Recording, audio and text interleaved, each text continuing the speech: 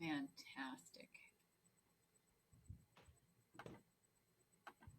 All right, awesome.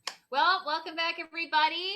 I am Heidi Little, and we are in the midst of the International Children's Month Global Day of Action. And we have a special guest today that has just recently come into my world. I met her on a Jane Fonda Fire Drill Friday thing, and we hit it off. She's an amazing woman. Her name is Norma Garbo. Hi, Norma, Heidi. hi. Welcome to the space. How are you today? I'm doing very well. Thank you for inviting me. I Awesome. appreciate Oh my gosh. Your energy is fantastic. And, we're both, I don't know how many people know this in the world that I am also a voice coach. I teach at a local music school, That's and then I okay. have some private students. I think most people know me as a singer songwriter and as an activist with children and youth, and working as a director for International Children's Month and We the World, and then the Center for Advancement in Social Emotional Learning. However, that all aside, Norma is a voice coach, and there is something so special about voice coaches that I had to bring her on to share with you guys about the power of the voice and the power of presence and whatever else she wants to talk to us about. So, Norma, why don't you give us an introduction and tell us a little bit about you, and then I'll bug you with some questions. Yeah, what do you think about that? I will just introduce myself. I've been teaching forever, actually since my late 20s, while still pursuing my professional singing career. I was a session singer, sang backup for a lot of big famous people. I did album work, jingles, toured around the country with big orchestras doing special events. So I got to see a good deal of this country, like 46 states, and some European tours too, with some European bands. But I've had my business here in the studio that you see behind me in my loft in New York City. Awesome. In October, I'll be here 40 years. So I still have my private practice. I also taught at Manhattan School of Music for 16 years in the jazz department. I have had really just wonderful experiences with not only little kids, but older people and adults in their 70s and 80s, and I call them all my children. Even the older ones, they're my children, they're my kids. So I love it. So, Norma, tell us about empowerment because I know you know all about it. So, let's hear what you've got on the ends of empowerment. I really do believe, even though my main teaching skills are with music, I deal with a lot of people that just want to improve their speaking voices. I've had lawyers, like litigators, to get up in front of crowds and were ashamed of their voice or had a little tiny voice like this, and you're not going to be taken very seriously with that. So I do teach production of the voice as well, for non-singers. And in fact, about 35 years ago, uh, was introduced to someone who was a transgender woman who thought I could do wonders for her community. And I didn't understand what she was talking about. But she did say, well, you're a voice teacher, so maybe you can show my community how to speak in a more feminine way. So we don't get flagged all the time, because and it is so important. So I started out uh, a long time ago doing this, and interviewed her psychiatrist, who was probably the foremost uh, expert in the field. She had been doing work with transgender people since the 1940s. And she was a jazz singer when she was young. So she thought, oh my gosh, this is perfect music. You understand the lilts and the hills and the valleys, how to get there with the voice to help the community. So she started referring people to me. And it's so I also do that besides teach music, and some of them are transgender singers. So, so a little crossover there, and it's been my passion. I just love the community. I love supporting them. And it's so important, the younger they are, to gain that confidence in their voice. I had about 5 years ago, a young, I think she was only 15 or 16, brilliant Chinese transgender girl. You can imagine her parents were immigrants and she didn't get much support from them. But finally, they turned around before she was about to start college, and she was beautiful. You would, you looked at her and said, "This is a beautiful gal. This is a woman." But her voice wasn't perfect, and she wanted it perfect before she got into college. And I worked with her for several months, and she called me afterwards and said, "Nobody knows. I'm so happy. My voice is great." And it just, it's all about their confidence. And if you're not confident, you're going to shy away from communicating. And isn't communication what everything is about? Right, right. Or You know? tailor where you're going to so you won't be judged. And that's still the same thing, you know? It's like you should be free to go wherever you want, speak however you feel called to speak and not have to worry about it. You know, we had it happen the other day. We were we were going through the drive-through, and the young woman who was serving us, her voice was so deep for her look. And my 5-year-old said something right away, and I was like, oh no. He's like, how come her voice is so low? And I was like, well, that's a conversation for another day. um, or not right this minute, because we don't talk about people when they're right around, and we shouldn't really talk about people anyway. And I was like, it's the way that she is, that's all, it doesn't matter, right? Like, okay, fine, she has a deep voice, that's cool. Have you ever heard a deep voice like that before? So I just turned the spin onto the positive of the thing, and I was like, how children are, it's like, no, you don't point out people's, like, oh, that guy's got a big nose or whatever. I mean, that's rude, I right? know, We you don't can't talk stop about but it. notice. But if And they haven't come up against anything that's challenged their concept, of what something should be like, and he's got long hair, the five so year old. Heidi, when I first got into this, it's sort of a misconception that people think it's how low your voice is. But we can look back in famous actors and actresses. Lauren Bacall had a very low voice, Oh, sure. but nobody ever thought that she sounded masculine. So in studying this over the past 35 years, Yeah. I realized it's not just the depth or the height that makes you sound feminine or masculine. It's what you do with the sound. Yes. A typical macho guy voice sounds different because of the phrasing. Sure. A guy will chop up the sounds. They don't connect word to word. Right. Okay. And a woman just keeps going and everything is connected. And of course, in the connection, you have these lilts. Yes. Going from one word to another word. You can go very low and still not sound masculine, and then go very high. But it's the fluctuation of that. Yeah. And so in studying all that, I realized, oh, it's not just the height. Because if somebody came to me and was talking all like this, and I've had that happen. It's the same thing, but a whole different spectrum, right? Oh my gosh. It's terrible. You don't want to sound like Minnie Mouse. You want to have the full range of sound. I know. I met a guy the other day that had a really high voice too. I was like, oh, interesting. Right before I had my conversation with Norma, here we grow. It's been a while.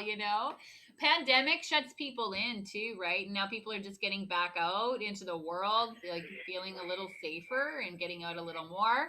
So, we're noticing different things about each other too now, which is a very absolutely. I always tell people, we're judged in two ways, by our looks and then the voice. Aww. And it's important.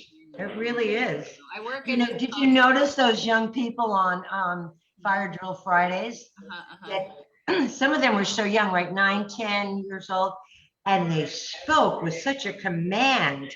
And, and automatically your mind thought, I got to listen to this kid because. Right. But if they had a different pattern in their voice and sounded like, like shy or like talking like this, you wouldn't really get what they were saying. Yeah, right. Although the content could be exactly the same.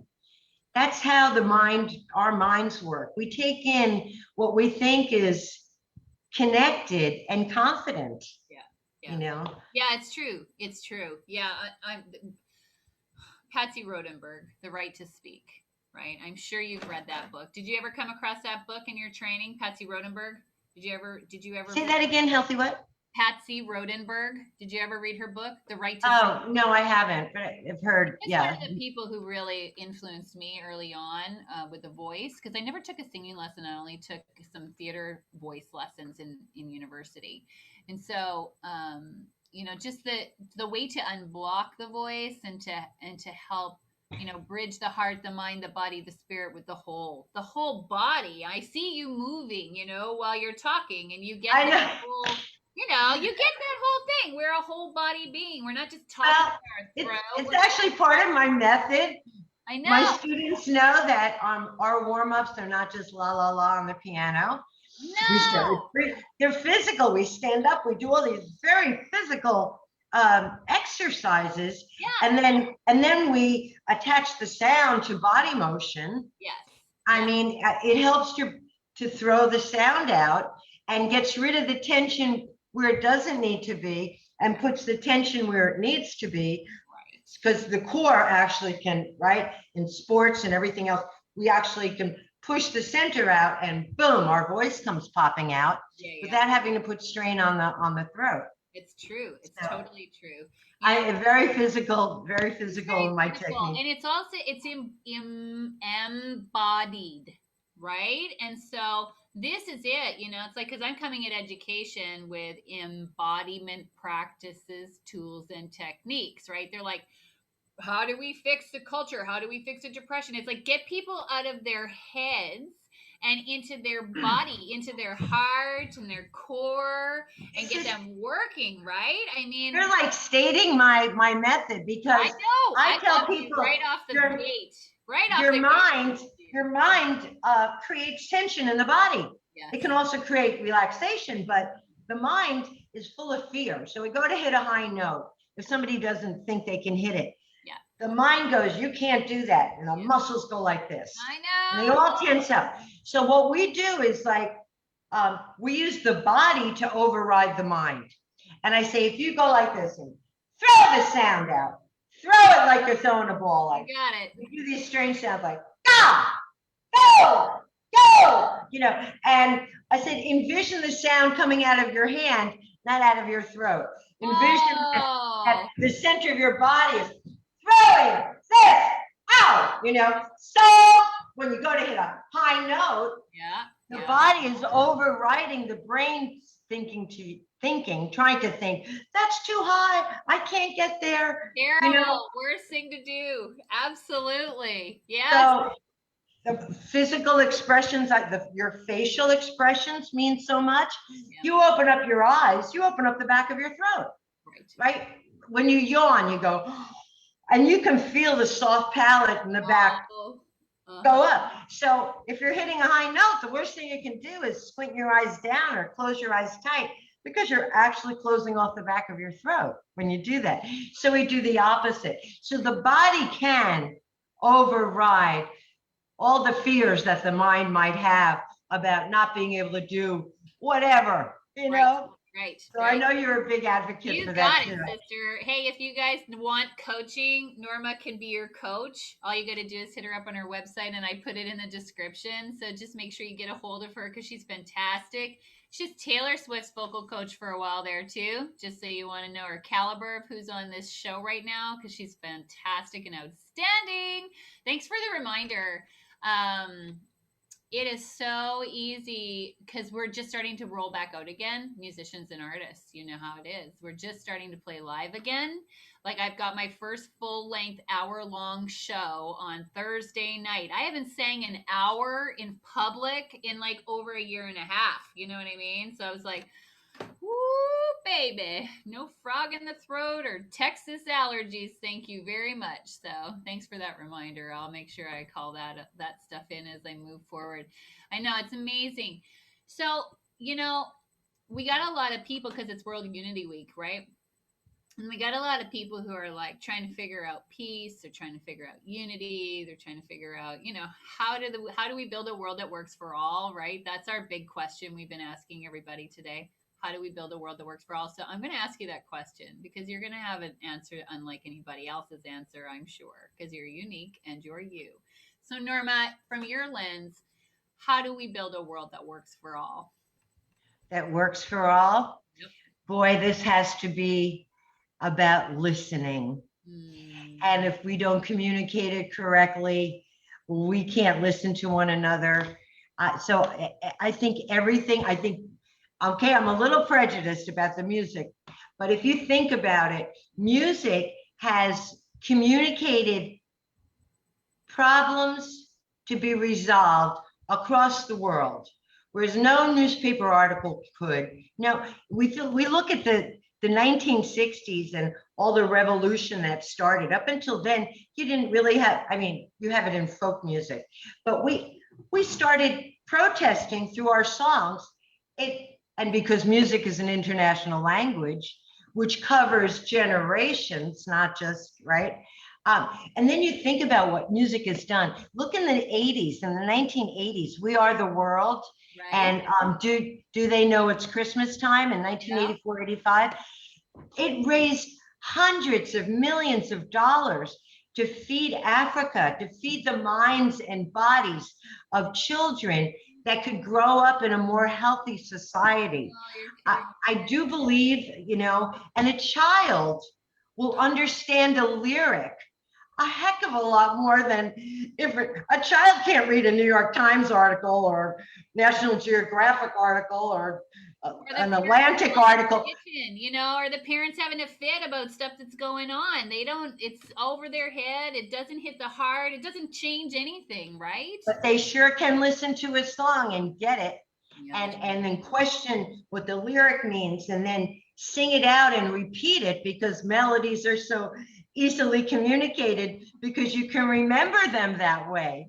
And I mean, really from the beginning of music, but before there was any recordings, I'm talking about, Middle Ages, that's how people got their news, from one town to another, they would sing the songs of this and that.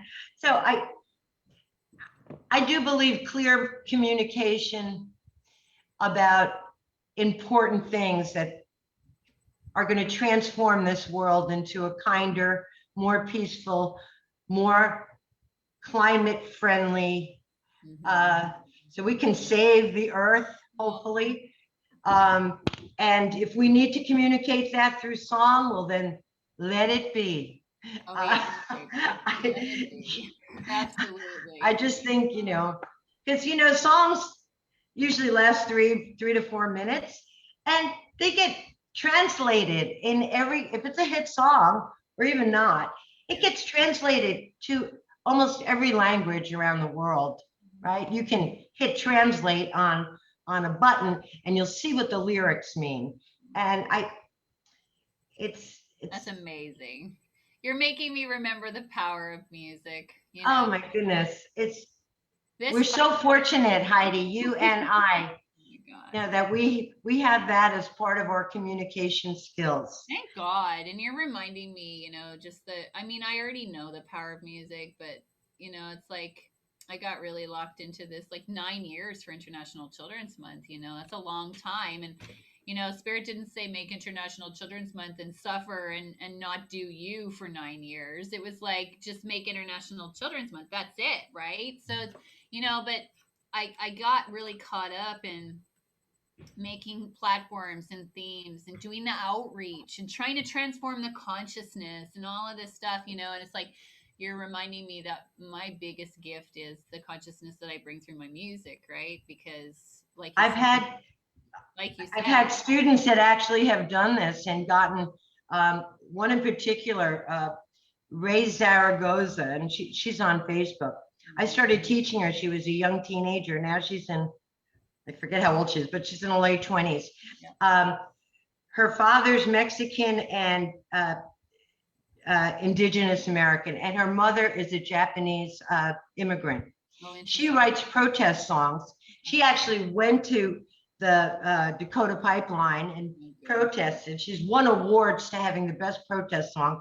She's got an album out now called Women in Color. Oh, that's so beautiful. And before this album, she wrote a song called Fight Like a Girl. Oh, I've heard that song. Oh, yeah, that's awesome. She's an amazing gal.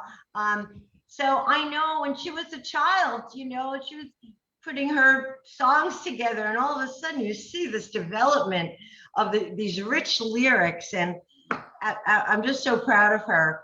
So I think people like Ray get to a different communities that maybe would have never heard not only this kind of music, but the message that she's saying.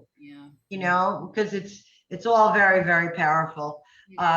So I've had several students like that, and they're the ones I'm more proud of than any others. Get somewhere, I know one of my more prouder accomplishments was having the Message from Mother Earth played at the first Idle No More concert. That was a big deal for me to be able to support the beginning of standing up for Indigenous rights and our relation with our Mother Earth. It was huge. I was like, oh my gosh, yeah, absolutely. And you know what, Heidi, with young people too, even if they never make music their career, the confidence it gives them, like you said, just to stand up and make a toast at a party. Or I have this student once, she was so shy, she couldn't even look up. She got better during the lessons, and her dad had called me and said, Norma, thank you so much. I go, oh, have you heard her sing? He goes, no, but we were at a restaurant the other day, and she looked at the menu, looked right at the waiter, and ordered what she wanted. Right? Like, no, he said, and she was like 16. Yeah. But she was so, he goes, she can never make up her mind. All of a sudden, she spoke up with this voice that I never heard before. Isn't it amazing to see it affects all different parts of your life. That's the empowerment, though. That's what That's what I was talking to you about in the very beginning. It's that thing. Your being in the world, being empowered, empowers other people to become empowered too, right? So it's like, I honor you and the work you've done all these years. It's huge. I saw you right away. The way you even communicate on written is 100 times better than most people. I was just like, oh, great. I can feel your energy right through your words when you write. Thank you, Heidi. And boy, ditto for me too. When you first wrote back to me, I said, oh, this is a woman I got to know. Oh, what a blessing. I know, right? I was like, that's fantastic. I can't wait till this pandemic stuff is put to bed somewhere. I really feel like if we love our planet, the pandemic's going to go. If people recognize their contribution to nature and how to love nature, and that whole thing gets developed, the pandemic's going to go, because I believe it's all about out of balance with nature, out of balance with self and each other and our families and our communities. And as soon as we bring it all back in, which we've had, a year and a half of pretty deep diving for most people, being at home without much else to do, you kind of got to look at yourself. So empowerment and love. Okay. And then we asked, how do we build a world that works for all? Listening and communication. And then what else do you want to tell people about any of it that you do, where you're at, where you're going forward? I mean, what do you want to talk about? There are so many that don't feel comfortable in just talking, or they're not great prose writers, but if their only means of communication is through music, it has so many other benefits besides just communication. I'm sure you know this because you're a musician, but the level of anxiety that it can absolutely eliminate from our bodies, which is healthy, physically, mentally, emotionally. whether you make a dime at music or not, it will, my old music teacher used to say, she said, you'll never need to go to a shrink if you just keep up your music skills. And I mean, she simplified things, but as I got older, I started to say, wow, she's really right. This is so therapeutic. You know, I could be a little down, and I have a couple of students come in, and after they leave, I'm like bouncing off the ceiling, you know? Yeah, I hear you. So it is that, So, which Norma, I'm looking at my clock because I do have to teach them 5 minutes. oh, 5 minutes. Okay, last question, really quick, because people are Surely. moving out, and some of them are feeling a lot of social anxiety moving out into the world now. Okay, there's a lot of people who are kind of freaked out about going out into the world. What should they? Can you give a couple, like a quick tip on what they can do to help calm themselves down? And a lot of people get that stage fright, but they get it going to the grocery store, Yeah. or they get it going to the freaking cafe. No, I know. You I know? know. It's like, So, breath is everything. yes, Obviously, if we can't breathe, we're dead. Yep. But breathing properly is the key. And my very first words to a new student when they come in, I say, take a huge breath and let me see how you're breathing. And 9 times out of 10, they'll breathe and their shoulders will go up. And I go, do you realize that we have hardly any capacity up here? All the capacity is here. That's where the widest part of the lung is. So once I teach them how to breathe, then we do these stretches.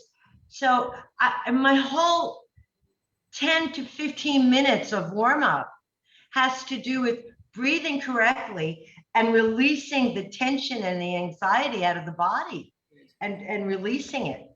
And it would take me too long to show you now, but people can do that. Proper breath, movement and breath, right? That's the nutshell. And Norma, if you need Norma, get a hold of Norma, and then she'll be your teacher and she'll guide you. Yes, and they can contact me straight through my website. There's contact, and it'll come right to me. And I appreciate you, Heidi. Thank you for doing this for the world, for the community, and hopefully your words will spread all over the world. Oh, I love you. I love you. Love you too. Thank you. Thank you. With us today. Much love and many blessings, and we'll talk to you really soon. Okay, Heidi. Bye, Norma. Bye-bye, honey. Bye-bye. I love you.